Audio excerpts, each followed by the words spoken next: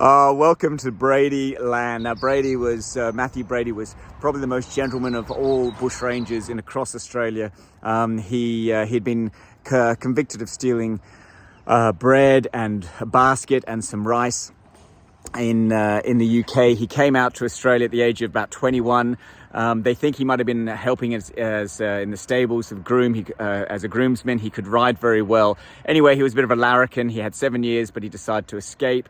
He got about 350 lashes, and said enough's enough. He joined up with other escaped convicts, and they always looked at trying to sail out of here and up to the mainland to get across, but he could never find anybody to do it. For about 2 years, he was at large. Eventually, he was tracked down by John Batman. Now, Mathew Brady is known as the gentleman bushranger because he was always very courteous and very polite, never swore, very, very kind to a lot of the women, so much so that when he eventually did get captured and he was in prison in Hobart, his cell was full of food, wine, flowers, and love letters probably from various ladies that he'd seen throughout his travels.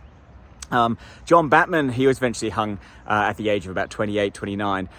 John Batman, who's interesting, who did capture Brady, is the same John Batman that founded Melbourne, that those from Melbourne would know about.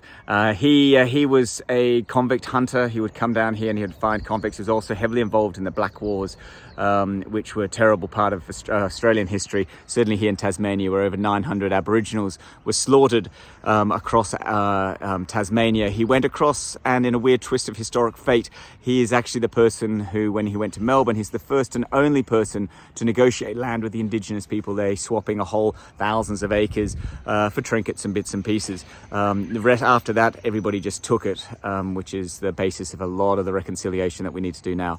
But interestingly, that transaction, that could be a legal precedent, and that's one of the areas that's coming up in law. So John Batman, who actually chased down and tracked Mathew Brady, the gentleman bushranger here in Tasmania. And look at that, the Tamar Valley full of Pinots and Rieslings. Aren't I lucky? What a day!